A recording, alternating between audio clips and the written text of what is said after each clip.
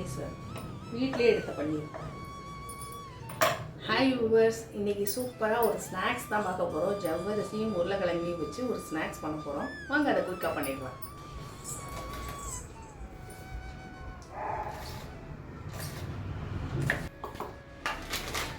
இந்த நக்கட்ஸ்க்கு வந்து நம்ம வந்து ஜவ்வரிசியை வந்து பவுட்ரு பண்ணிக்கலாம். ஒரு 100 கிராம் ஜவ்வரிசி எடுத்துருக்கேன் நான். இதை பவுட்ரு பண்ணிக்கலாம்.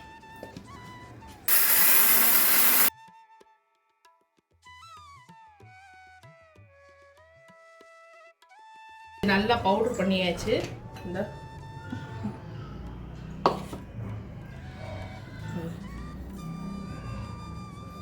மாதிரி இருந்தாலே ஒரு 3 உருளைக்கிழங்கு எடுத்திருக்கேன். நல்லா வேக வச்சு ரொம்ப சுட இருக்கிறனால தான் நான் இந்த ஃபோர்க்கில் வந்து மேஷ் பண்ணுறேன்.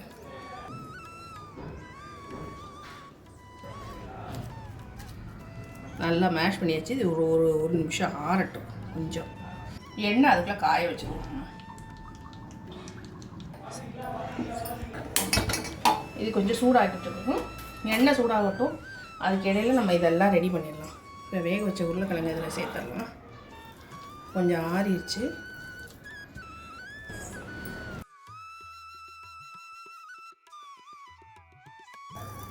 பவுட்ரு பண்ண ஜவ்வரிசியை இதில் சேர்த்துக்கலாம்.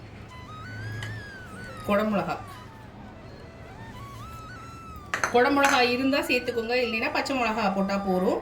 நம்ம என்ன சொல்கிறது, நான் குடமிளகா டேஸ்ட் நல்லாயிருக்கும், அதனால் சேர்த்துருக்கேன் நான். ஒரு வெங்காயம் கொஞ்சம் குட்டி குட்டியாக நறுக்கிக்கோங்க. நல்லா இதை கொஞ்சம் நல்லா கலந்து விட்ருவோம். சுடுது. இப்போ இதுக்கு தேவையான அளவு உப்பு சேர்த்துக்கலாம். பச்சை மிளகா, கருவேப்பிலை, கொத்தமல்லி இது எல்லாம் சேர்ந்து இருக்குது. இதில் ஒரு 2 பச்சை மிளகா இருக்குது. இதுதான் காரத்துக்கு. நம்ம இதில் வந்து மிளகா பொடி இதெல்லாம் சேர்க்க போகிறது கிடையாது. ஒரு 1/4 டீஸ்பூன் அளவுக்கு ஆம்ச்சூர் ட்ரை மேங்கோ பவுடர், அதாவது மாங்காய் பவுடர். உங்களுக்கு சாட் மசாலா பிடிக்கும்னா நீங்கள் அதை சேர்த்துக்கோங்க. இப்போ இது எல்லாத்தையும் நல்லா கலந்து அழகாக பிசைஞ்சிடலாம். இந்த உருளைக்கிழங்குல இருக்கிற தண்ணியே போதும், தண்ணியெலாம் சேர்க்க தேவையில்லை.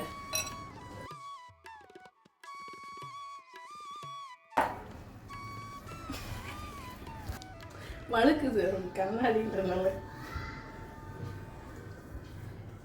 லாஸ்ட்டாக கொஞ்சம் சில்லி ஃப்ளேக்ஸ் உங்களுக்கு பிடிக்கும்னா அதை போட்டுக்கோங்க. சில்லி ஃப்ளேக்ஸ் சேர்த்துக்கலாம்.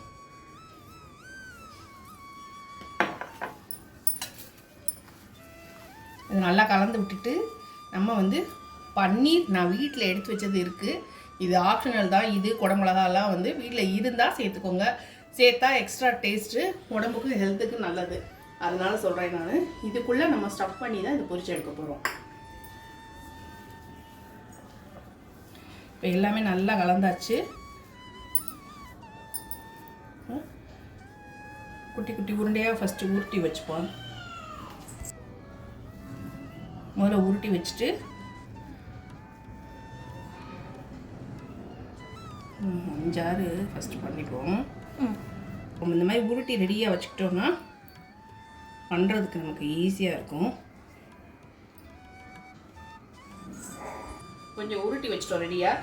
இதுக்குள்ளே வந்து நம்ம ஒரு பன்னீர் சீஸ் வைக்கலாம். ஆனால் சீஸோட பன்னீர் வந்து ஹெல்த்தியானது, அது வீட்டில் எடுத்தது. அதனால் உள்ளே வச்சு ஸ்டஃப் பண்ணிவிட்டு உருட்டி வச்சுருவோம்.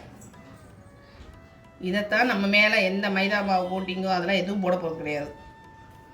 இதை உள்ள அப்படியே பொரிச்சு எடுக்க போகிறோம். எல்லாமே இந்த ஷேப்பில் பண்ணால் அழகாக இருக்குன்னு சொல்லிட்டு நான் இப்படி பண்ணிட்டேன். நான் ஒன்று மட்டும் உருட்டி இருக்கட்டும். இப்போ எல்லாம் உள்ளே ஸ்டஃப் பண்ணியாச்சு. பொரிச்சு எடுத்துடலாம். இது பண்ணுற டயத்தில் என்ன நல்லா சூடாயிடுச்சு. சிம்மில் தான் வச்சுருக்கேன் பாரு.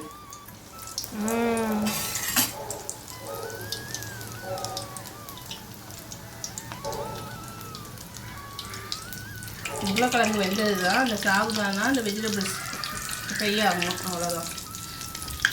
இதை வந்து ஏர் ஃப்ரையரில் கூட போட்டு இது பண்ணலாம். இன்னும் கொஞ்சம் குட்டி குட்டியாக பண்ணோம்னா நல்லா கிறிஸ்பாக வரும்.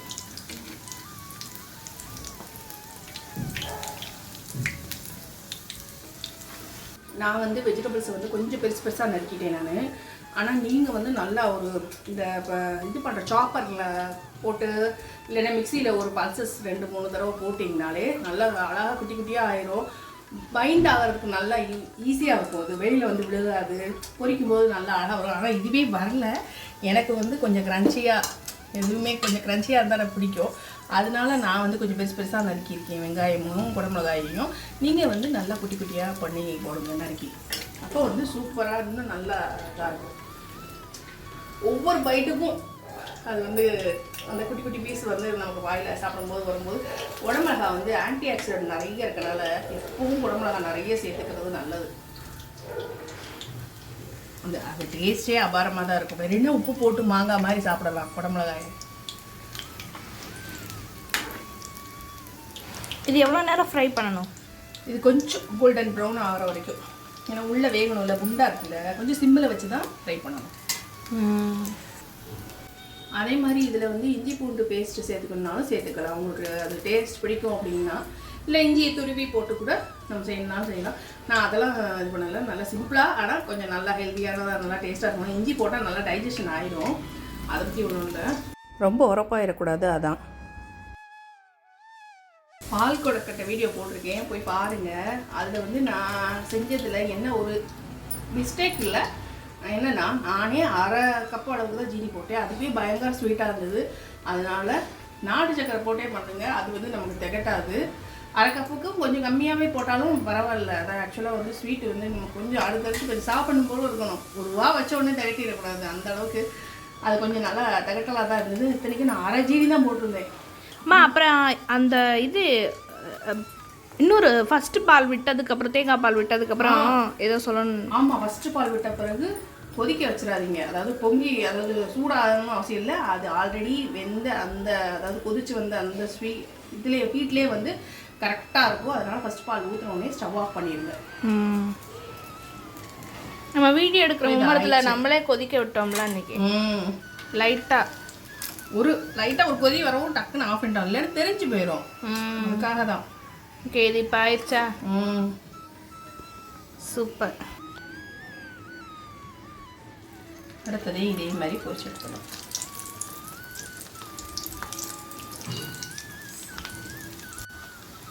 பார்த்தீங்கன்னா உள்ளே வச்ச பன்னீர் ஸ்டஃபிங் வெளியே வருது. சூப்பராக நல்லா செவந்து வந்துருச்சு.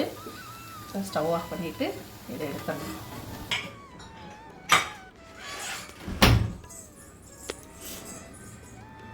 இது எப்படி இருக்குன்னு பாருங்க.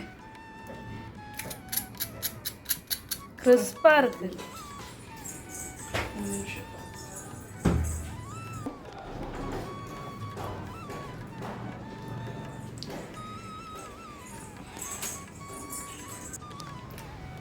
இதுவே நல்ல காரசாரமாக தான் இருக்கும். இதுக்கு தொட்டுக்க வந்து சாஸ் அந்த மாதிரிலாம் இந்த எதுவும் தேவையில்லை. நம்ம வீட்டில் ரெடி பண்ணி வச்சுருந்தோம்னா அதை தொட்டுட்டு சாப்பிடலாம்.